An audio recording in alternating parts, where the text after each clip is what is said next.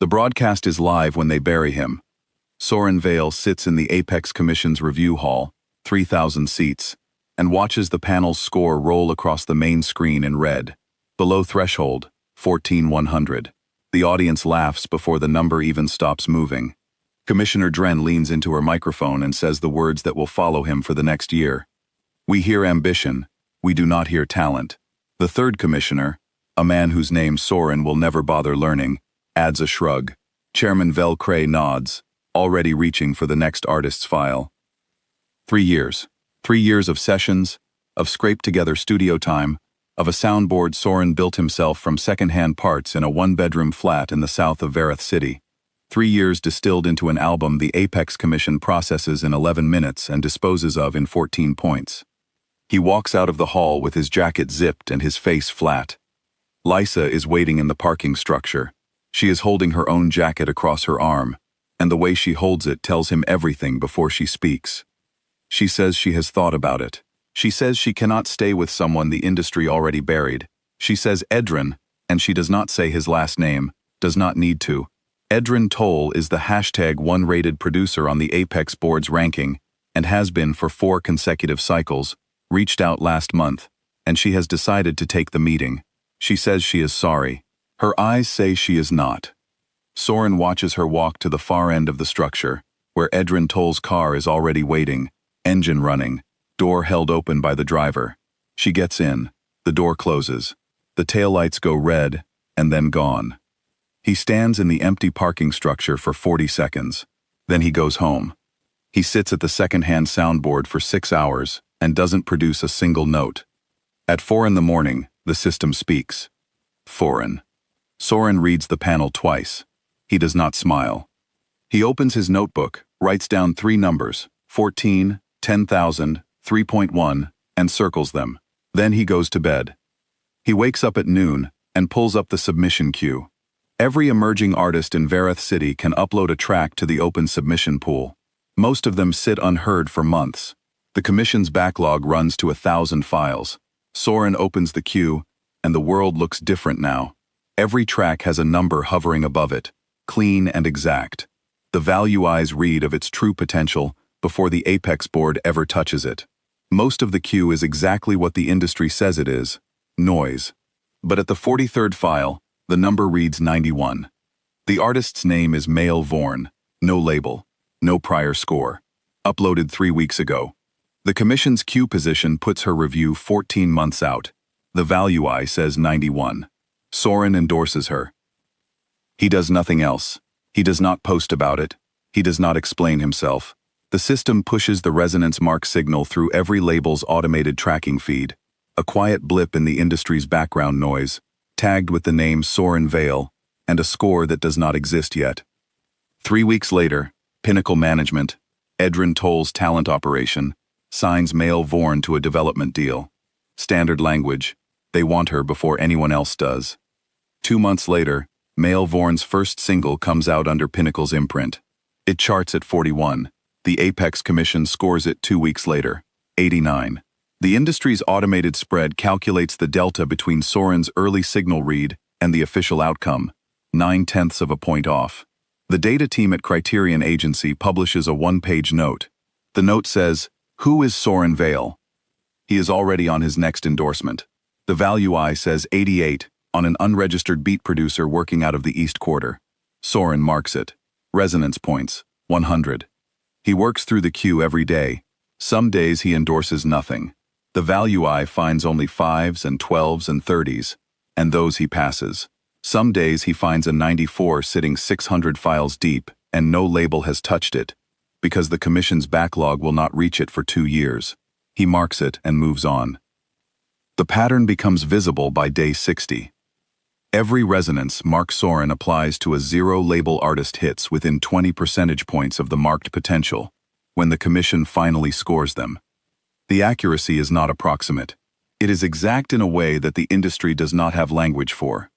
Criterion Agency publishes a second note, a third. By the end of the second month, the notes have a standing title, The Vale Signal. The industry tries to explain it away at first. A lucky run, the analysts say.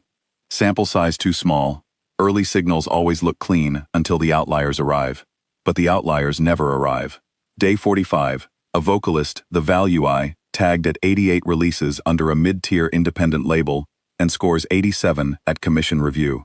Day 52, a production duo tagged at 76, hits 74. Day 58, an instrumental composer the commission had sitting at position 847 in the queue, tagged by Soren's Value Eye at 92, gets a label offer before the commission ever reaches her file, because a talent scout at Criterion cross-referenced the signal log and ran the math.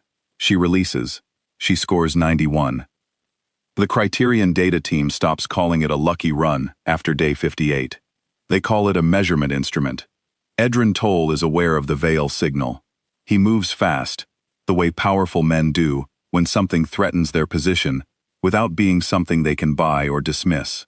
He calls two of his senior A&R staff into a closed-room meeting and tells them to identify every artist in the open queue that the signal has touched or is likely to touch, and to acquire them before Soren's mark drives the signing price up.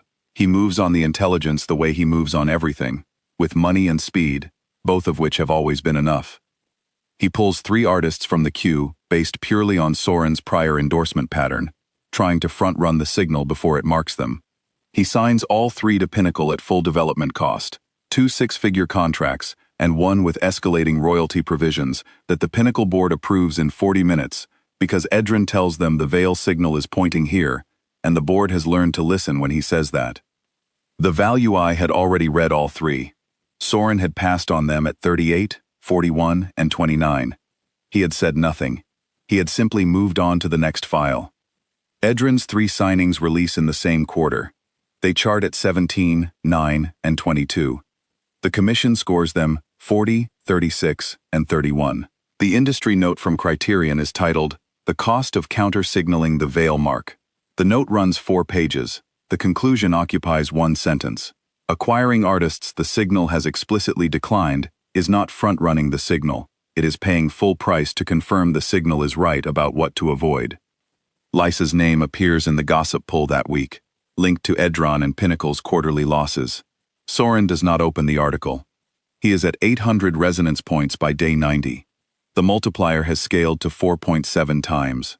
He endorses a brass layer composer from the outer districts whose Value Eye score reads 96, the highest he has seen. 3 labels pass on her in the same week because she has no prior chart history and no commission score.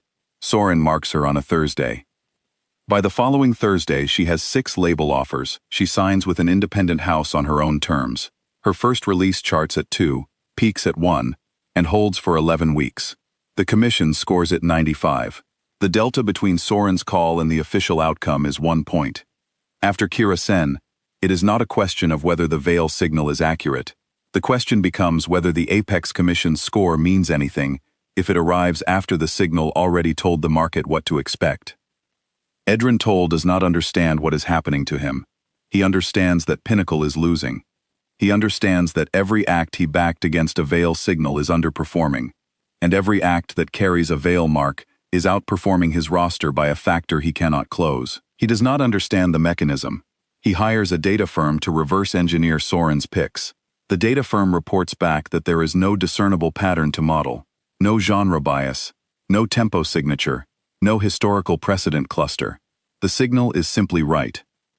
He is 700 million in managed assets and losing ground to a man with a second-hand soundboard in a South Varath flat. By day 150, Soren's resonance points hit 4,400. The multiplier is 6.2 times. Labels have stopped waiting for the commission's official review cycle. They track the veil signal as a real-time market instrument. When the signal marks a new artist, the average time to offer from a major label drops from 14 months to 9 days. The Apex Commission notices. Chairman Velcray authorizes an internal review of the signal's market impact. The review comes back with a number. In the 3rd quarter of the current cycle, the veil signal predicted final commission scores within a 3-point margin in 22 of 22 cases. The Commission's own internal forecasting model had a margin of 19 points over the same cases. Velcray reads the review twice. He does not publish it. Edrin Toll's position at Pinnacle becomes untenable after day 170. The quarterly loss report, $340 million across the label's 3 worst-performing signings, all of them acquired in a direct move against Veil Signal Picks, leaks to the industry press before the managing board can contain it. The numbers are specific, and they are bad. 3 high-cost signings, 3 chart underperformances, 3 commission scores that land below the floor the Signal had implicitly set when it declined to mark those artists. The managing board of Pinnacle calls for a restructuring review. An outside firm is brought in. Edrin sits in 3 days of closed meetings and comes out of them gray in the face and quiet in a way he has never been quiet before. His name appears in the restructuring terms as a variable, not as a certainty, but as a variable. The industry press publishes a retrospective on day 175. It runs the full history of the Veil Signal against Pinnacle's counter-signal decisions, quarter by quarter, and the math is punishing in its simplicity. Every time Pinnacle moved against the Signal, Pinnacle lost. Every time a label moved with the Signal, or simply stayed out of the Signal's path, they either won or broke even. The article's headline, How the Man the Commission Scored a 14 Became the Commission. Lisa's name appears in a sidebar, linked to Pinnacle, linked to Edrin, 3 lines. She calls Soren on day 171 at 11:14 in the morning. He watches the screen. He sends it to voicemail. He goes back to the queue. Day 200. The resonance points clear 10,000 at 11:52 on a Tuesday night. Soren closes the panel. He writes 1 word in his notebook. Done. He caps the pen and sets it down. At 9 o'clock the following morning, Chairman Vel Cray releases a public statement. The statement announces a new structural partnership between the Apex Commission and independent evaluators, operating above the standard threshold. It names 1 evaluator. It names him by his full rating designation, Sovereign Appraiser, Soren Veil, and requests his formal co-evaluation on the Commission's upcoming cycle review. The language is careful and institutional, and it says, in the plain language underneath all the careful phrasing, exactly what it means. We need your name on our work, or our work means nothing. The industry press picks it up in 11 minutes.